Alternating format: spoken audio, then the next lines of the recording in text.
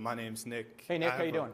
Well, I'm good. I have a question about the cosmological argument. Yes, sir. Well, I hadn't heard it references that. I've heard it as the first beginner or the beginning argument or whatever. Sure. But is part of that argument is that God exists outside of the universe? And if he exists outside of the universe, how can we possibly know he exists? Right. We reason from effect to cause. Well, my point is, like, we can't know anything outside of our universe, like you said with the multiverse in the beginning. So if there was a creator outside of the universe, how would we even be certain that he exists? Because we're reasoning from effect to cause. There are things that transcend the universe, like the laws of logic. Even if he does exist, yeah. Or like, how do we know the creator of the universe exists outside of the universe? Well, from the data, if space, matter, and time had a beginning, then whatever created space, matter, and time would seem to have to transcend space, matter, and time. Spaceless, timeless, immaterial. Why is that so inherently true? Like, why does it have Well, it couldn't be made of space. If space, matter, and time had a beginning, whatever created it couldn't be made of space, matter, and time because there wasn't any space, matter, and time. That's why. Okay. Also, really, the only way to know God in a robust way is if he reveals himself. Just like if you...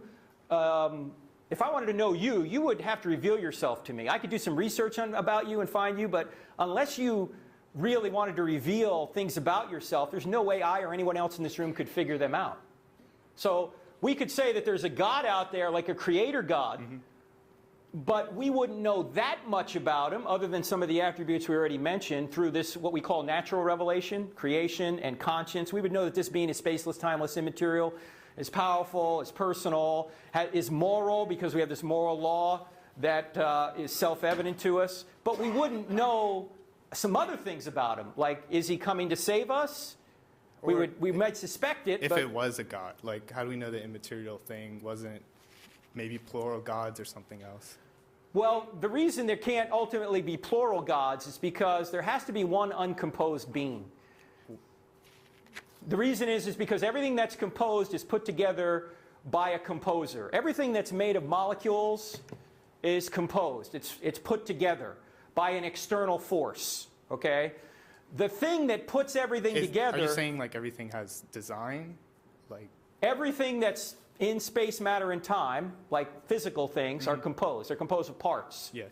But ultimately, there has to be an uncomposed composer who wasn't composed by something else, right, in order to have anything. But how do we know that uncomposed composer is like a singular uncomposed composer? Or how do we know that outside of our universe they don't have their own composed composer? Well, ultimately you're going to get back to it. Is it possible that there is some being that created this universe who isn't the ultimate cause? Is that what you mean?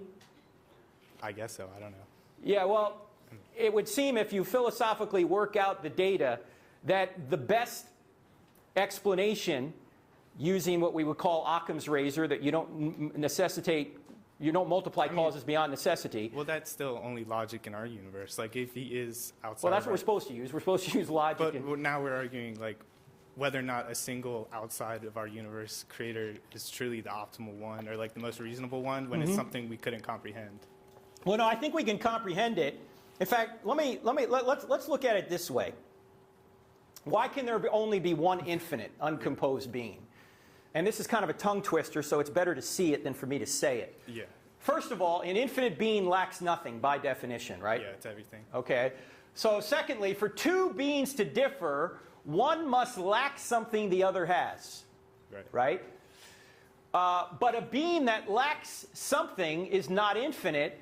Therefore, there can only be one infinite being. Okay. So ultimately, when you get back to the ultimate cause of all things, it's a being that's infinite, that lacks nothing, is an uncomposed composer. To use the language of Aristotle or Aquinas, this being is completely actualized. In other words, it has no potential because it's maxed out.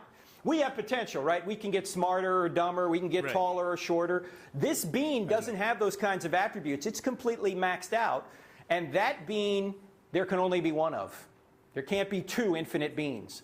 Because if... Yeah, no, makes sense. You're with me on that. Infinite is everything, yeah. Okay, so all right. There can be two everything. Right, so ultimately, you're going to get back to one spaceless, timeless, immaterial being. Now, who is that being? Well, in I would order, say- in order for us to say it's the Christian God, we had to go into the historical evidence for Jesus. Okay. Thanks. Otherwise, it Yeah. could just be the God of the Old Testament or just some generic theistic God, maybe an unmoved mover or some kind. Yeah. Right. Okay, thank you. All right, thank you.